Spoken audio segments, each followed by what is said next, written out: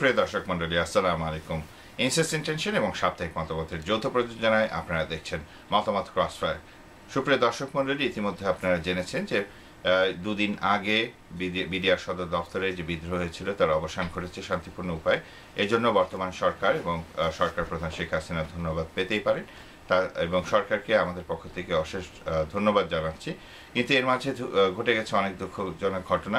এর পেছনের কি রহস্য বা কি ঘটনা, এর পরিপ্রেক্ষিতে আরও আগামীতে কোন ধরনের সমস্যা বা পরিস্থিতিতে আমাদের পড়তে হবে সে নিয়ে আরোপ করার জন্য আমরা মতামত সম্পাদক জনাব কুদ্দুস খানের মুখোমুখি হয়েছি, যিনি একসময় সামরিক বাহিনীতে কর্মরত ছিলেন। জনাব কুদ্দুস খান, আমাদের দর্শকদের উদ্দেশ্যে বলুন যে মিউটিনি বা বিদ্রোহ, এই ধরনের প্যারামিলিটারি বা মিলিটারি যদি বিদ্রোহ হয় তার পরিপ্রেক্ষিত কি হতে পারে এবং তার রেজাল্টটা কি হতে পারে? না, পরিপ্রেক্ষিত ভালো না, কোনো বিদ্রোহী ভালো না। বিদ্রোহীতে একটা জিনিস আপনার জেনে আশ্চর্য হবেন, সেটা হলো বিদ্রোহী যদি সাকসেসফুল হয়, বিশ্বের যে কোনো মিলিটারিতে বিদ্রোহ যদি সাকসেসফুল হয়, গভর্নমেন্ট টেক ওভার করে, তাহলে তার ফ্রুটটা তারা পায়, তারা রাষ্ট্র পরিচালনা করে বা প্রেসিডেন্ট হয়। আবার যদি ফেল করে তাহলে সব তারা বিদ্রোহীগুলা তাদের হত্যা করা হয় বা হয়। That's the way it is military ইতিহাসে। এখন এইখানে বিষয়টা ভিন্ন হচ্ছে কি, যেখানে বিডিআরদের কিছু দাবি দেওয়া ছিল, সে প্রধান দাবি দেওয়া ছিল যে বিডিআরদের কোনো অফিসার ছিল না এবং বর্ডারে এলাকায় বিডিআররা কর্মরত থাকতো এবং আর্মি অফিসাররা আসতো এবং আর্মি অফিসাররা প্রধানত আসতো করাপ্ট হয়ে যেত। আর্মি অফিসার এসে বর্ডার থেকে স্মাগলিং সাথে জড়িত হতো বা না হতো, প্রচুর টাকা পয়সা করে তারা চলে যেত বেড়াকে, আর্মিতে চলে যেত আর কি। এটা চলে আসছে প্রায় দীর্ঘদিন যাবতই চলে আসছে। বাংলাদেশ হওয়ার পর থেকেই সবসময় বিডিআর আর্মিরা আসতো এখানে ডিপুটেশনে যেতই কিছু টাকা পয়সা রোজগার করার জন্য। আমার মনে হয় করাপশনটাই বিদ্রোহী করতে সাহায্য করেছে, কারণ অফিসাররা টাকাটা এনজয় করতেছে, তারা আর্মির লোক, আর যারা নাকি বিডিআরের লোক তারা টাকার ভাগ পাচ্ছে না, পেলেও খুব ন্যূনতম একটা পাচ্ছে, হয়তো 5, 10, 100 টাকা 200 টাকা পাচ্ছে। তো আপনি এটা বলতে যাচ্ছেন যে সীমান্ত রক্ষায় যাদের উপরে আমরা জাতি হিসেবে নির্ভরশীল, তারা এই সামান্য রুটি হালুয়া ভাগ বাটোয়ারার জন্য তার সিনিয়র অফিসারদের উপর গুলি চালিয়ে হত্যা করেছে। আর দ্বিতীয় কথাটা হলো কি, যে আর্মির আর একটা ক্লাসিক্যাল দিক আছে, সেটা হলো কি বিশ্বের সব দেশের আর্মি পরিবর্তন করেছে আইন কানুন। আমাদের দেশে উপনিবেশিক আইনগুলো রয়ে গেছে, ওইটা একটু পরিবর্তন করা দরকার, বা তাদের একটা রাইটগুলো বিবেচনা করে অফিসাররা। কিন্তু আমাদের দেশে যে ওই ব্রিটিশ আর্মির মতো উপনিবেশিক অবস্থা রয়েছে, অফিসারদের অ্যাকচুয়ালি ছোটো নিচের লেভেলে এদের কোনো রাইট বিশেষ নাই।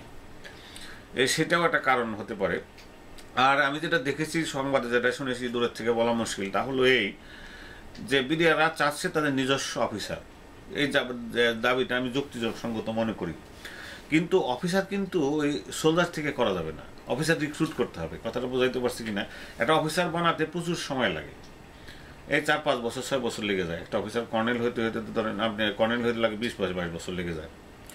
আপনাকে একটা কথা জিজ্ঞেস করি, যেহেতু আপনি অনেকদিন সামরিক বাহিনীতে কর্মরত ছিলেন, সেটা হচ্ছে যে যদি এই অবস্থা হয়, যদি এই কারণটা হয়ে থাকে মুখ্য, তাহলে কেন স্বাধীনতার পরবর্তী সরকারগুলো কোনো সরকারি এই বিডিআর এর জন্য আলাদা করে কমান্ড তৈরি করেনি? যে অ্যাকচুয়ালি বিডিআর বলতে যেটা আগে ছিল ওইভাবে চলে আসছে। বিডিআর কিন্তু কোনো আর্মি না, paramilitary force, little better than answer.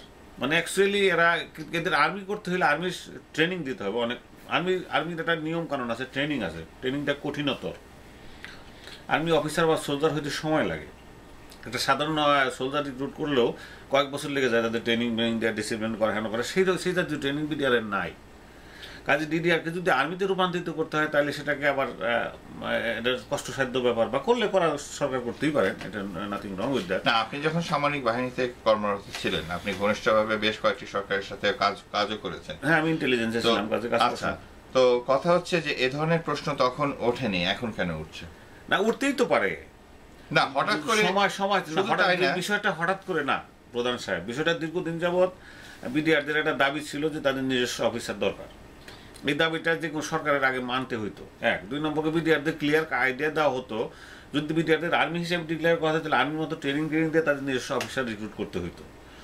অথবা এই যে করাপশনটাই প্রধানত আমি দায়ী করি। আপনি যেটা বলছেন সেটা আমাদের জন্য অত্যন্ত লজ্জাজনক বিষয়, এ কারণে যে আমরা যে বাংলাদেশ সেনাবাহিনীকে নিয়ে গর্ব করি, বিদেশে বিভিন্ন মিশনে সাফল্যের সাথে বাংলাদেশ সেনাবাহিনী কাজ করে যাচ্ছে শান্তি রক্ষার জন্য, কিন্তু দেশে এসে বা দেশের মধ্যে তাদের নামে যে তাদের ভাবমূর্তি ক্ষুণ্ণ হওয়ার মতো ভুল করলেন। সেটা হলো কি যে টোটাল আর্মিটা খারাপ, এটা মনে করেন কেন? একটা গুড পার্ট করাপ্ট। বিডিআরে যারা আসে তারা টাকা রোজগার করতে আসে, তারা লুট করতে আসে, তারা কি বলে করাপ্ট হয়েই আসে বা এসে হয়। তারপরে এখন বিডিআরদের যারা জুনিয়র যে আছে জুনিয়র অফিসার আছে তাদের কিছুটা দাবি দেওয়া থাকতেই পারে। তাদের যদি নিজস্ব অফিসার হয় তাহলে হয়তো তাদের কথা একটু বেশি শুনবে, that's the way they feel. মেনে নিলেই পারতো।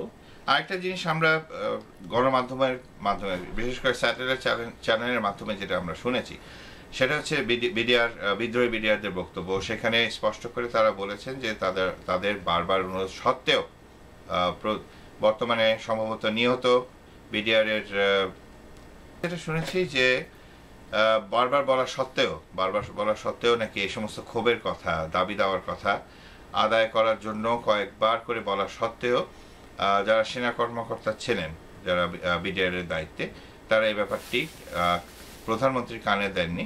এমনকি বিডিআর সপ্তাহে যখন প্রধানমন্ত্রী এসেছিলেন বিডিআর সদর দপ্তরে, তখনও নাকি এই দাবি দেওয়ার ব্যাপারে কোনো কিছুই বলেনি। এবং তার পরের দিন অর্থাৎ 25শে ফেব্রুয়ারি যে ঘটনাটা ঘটল বিডিআর বিদ্রোহে, সেখানে দেখা যাচ্ছে যে দরবার হলে অনুষ্ঠিত এই দাবি দাওয়াগুলো তুলতে গেলে, বিশেষ করে অপারেশন ডাল ভাতের হিসাব নিয়ে প্রশ্ন তুললে বিদ্রোহী বিডিআরদের তথ্য মতে সেখানে নাকি মেজর জেনারেল শাকিল এবং তার সহকর্মীবৃন্দ সাধারণ সৈনিকদের উপরে গুলি চালান। ফলে সাধারণ বিডিআর সৈনিকরা উত্তেজিত হয়ে পাল্টা আঘাত হানেন। ফলে অনেক অফিসার, আমাদের জানা মতে এখনো 133 জন সেনা অফিসার বা কর্মকর্তা নিখোঁজ রয়েছেন এবং তাদের ভাগ্য সম্বন্ধে এখনো কিছু জানা যায়নি। এ ব্যাপারে আপনি কি বলেন? এটা কেন হবে? যে প্রথম কথা হচ্ছে দাবি দেওয়া কেন শেখ হাসিনার কানে তোলা হচ্ছে না, আর দ্বিতীয় কথা হচ্ছে যে সিনিয়র একজন অফিসারের প্রতি গুলি কেন চালানো হয়? না, ঘটনা আপনি যদি আর্মি সম্বন্ধে না বোঝেন তাহলে বলা মুশকিল। সেটা হলো সিনিয়র অফিসার হয়তো মানে নাই। আর্মির নিয়ম হচ্ছে যে always yes, there is no word. Officer যা বলবে তা শুনতে হবে। যেহেতু তাদের গ্রিভিয়েন্স ছিল, এটা আসলে সরকারের দায়িত্ব ছিল। সে সরকার শুধু শেখ হাসিনাকে দায়ী করা যাবে না, আগের সরকারগুলোও দায়ী ছিল এটার জন্য।